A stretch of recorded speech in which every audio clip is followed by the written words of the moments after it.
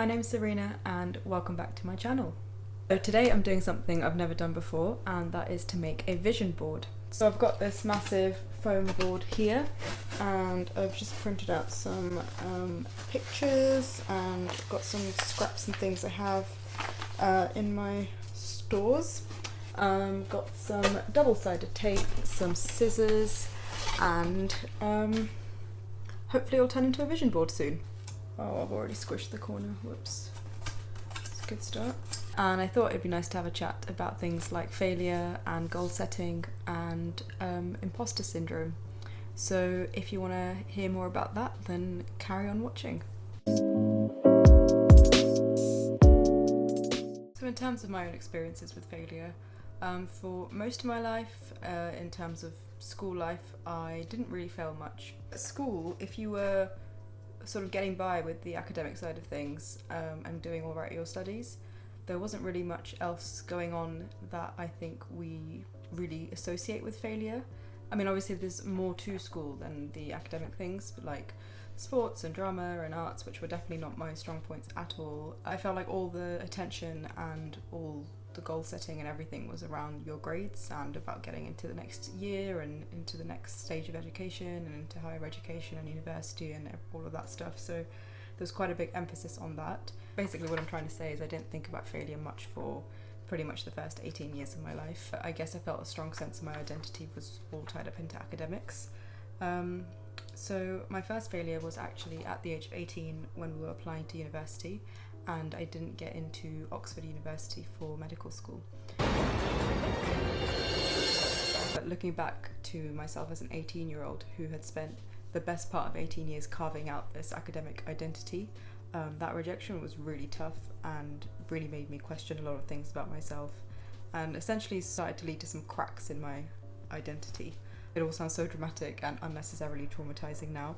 I promise you there's really no trauma left over from that situation, but I think it's important to start there. And I promise this is going somewhere. This isn't just some weird therapy session with me and the camera, although it kind of is. Then I went to medical school and I was so happy I got a place in medical school at all, and in a university I did actually want to go to, and this whole identity crisis thing basically was amplified like 10 times more. Suddenly I was surrounded by all of these incredibly smart people, and I began to question myself even more, because I just kept thinking, if these are the real academic people, the ones who are really, really smart, then who does that make me now? Pretty much carried this whole thought process and this whole burden with me for most of the 6 years of my degree, because not only are you generally aware of everyone being really smart, you're literally numerically ordered against each other throughout the degree, or at least you were at my medical school, so you're always aware of exactly where you stand compared to your peers. So yeah, for the majority of the time there, I really didn't feel like I belonged or I deserved my place there. And so that's what brings me to discuss my next topic of imposter syndrome. So what is imposter syndrome? I'm actually going to read out a definition that I found in quite an interesting article. I'll link it down below. It says, imposter syndrome describes high-achieving individuals who have an inability to internalize their accomplishments and a persistent fear of being exposed as a fraud. I've never felt so personally attacked in my life. This definition uses high-achieving individuals as a group where it's more common. I'm not sure how they've defined that, but it's also been shown to be more common in women and people of colour. So that's great. But actually, when I was listening to a TED talk, I think, about this topic, which I will link below as well, they were talking about an American study which actually showed over 70% of people have felt parts of the imposter syndrome at some point in their lives. They incorporated sort of 4 components into this syndrome, which were perfectionism, anxiety, fear of failure, and self-doubt. I'm pretty sure most people have felt at least one of those things at some point in their lives. I need to remember to cut. It's very hard to talk and do this at the same time. I really didn't think this through. By the way, these 4 components, they're not just meant to illustrate someone who's sort of, sitting in a dark room, rocking back and forth and feeling generally worthless and wallowing in self-doubt, etc. It can manifest in so many different ways. Like, how many times have you received a compliment or some praise and brushed it off and said it's not a big deal, or you just got lucky? or just generally felt undeserving of it for whatever reason. That's all part of this syndrome, and it's all part of this really common mindset that I think a lot of us have. Even with those stats, knowing how common it is and how many people are probably feeling some of those things at some point, it still didn't really make me feel any better. That's when I came across something called pluralistic ignorance, and that is the belief that not only are we having these thoughts telling us that we don't deserve something and we're not good enough, we also don't think that anyone else is having them, or at least voicing any of their doubts.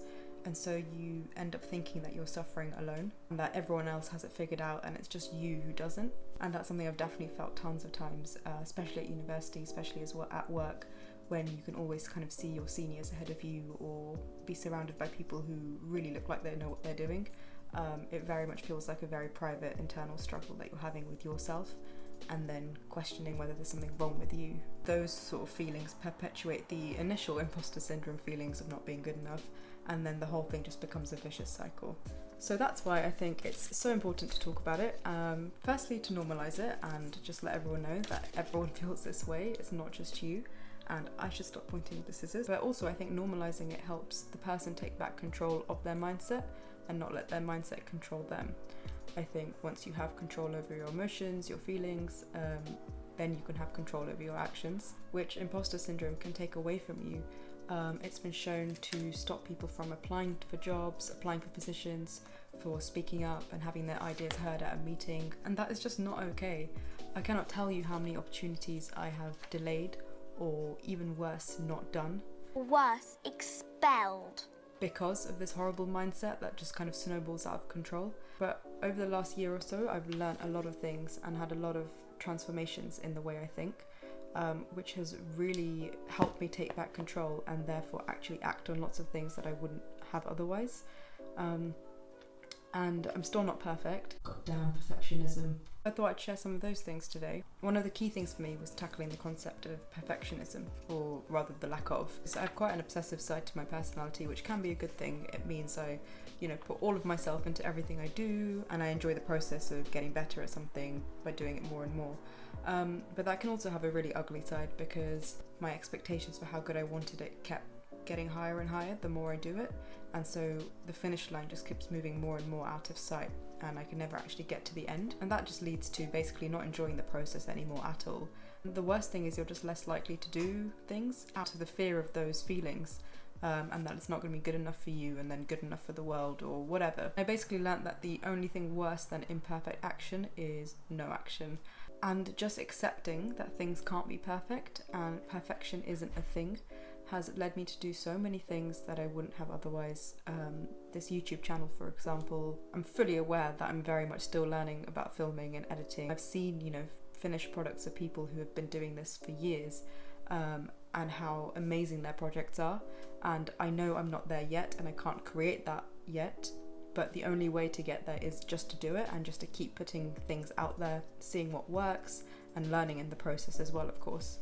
Which leads me very much to my next point, which is about focusing on the process rather than the actual end outcome, because the process is where all the magic is. That's where the learning is, that's where the experiences are, and that's really applicable to things like exams as well, because although the outcome is a pass or a fail at the end of the day, the process of what you're actually learning and how you're applying it, especially now that I'm doing postgraduate exams, is so much more important. So now I'm just really trying to focus a lot more on that process and what I can get out of that, and not worrying too much about whatever all of these things will lead to later. Another thing I've thought long and hard about and tried to tear myself away from is this fear of failure. I think just like the pursuit of perfection, the fear of failure is also equally disabling.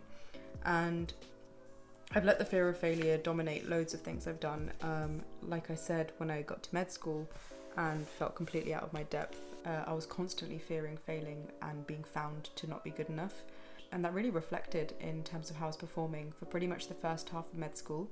I was very much just scraping by because I'd already resigned myself to that fate. And I thought I'd kind of gotten over it because, I started to work on myself and build my self-confidence up a bit towards the end of medical school.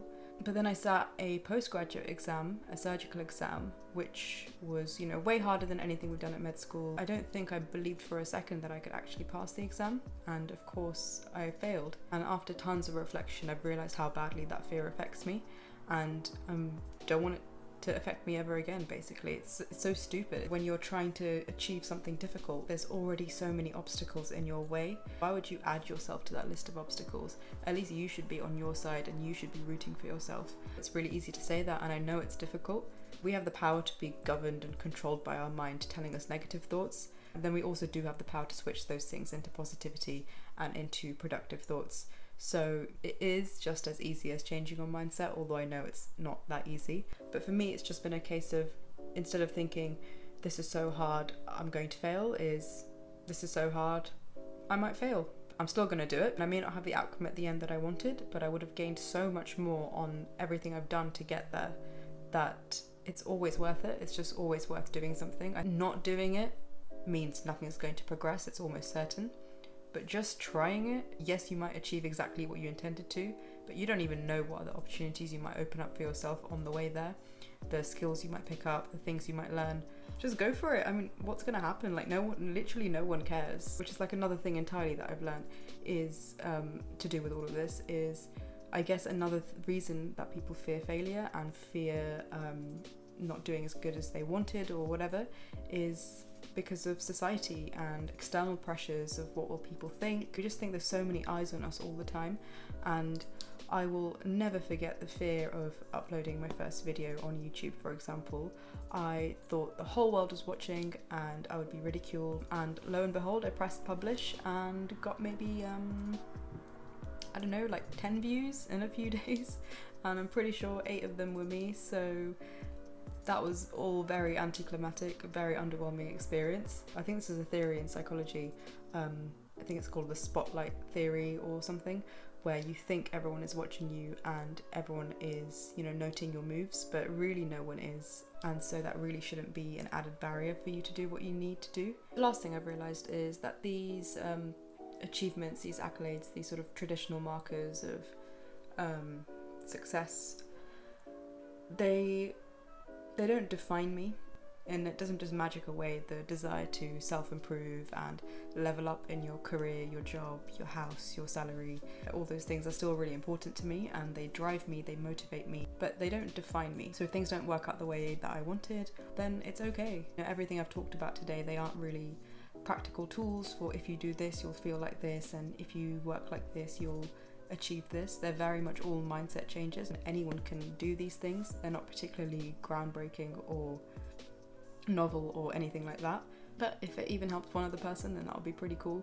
So thought I would share. I think my overall message is just, it's time to start spending less energy telling yourself you're not good enough and more energy just going out and working hard and doing the thing. That's the end of my sermon, I think. I actually do not even have a completed vision board after all of that, because it turns out I can't cut and talk. So I'm gonna finish it now and maybe show you when it's done. Anyway, don't know if anything I said made any sense or anyone cares about it at all, but hope you enjoyed watching, and thank you so much if you've made it this far, and see you all soon.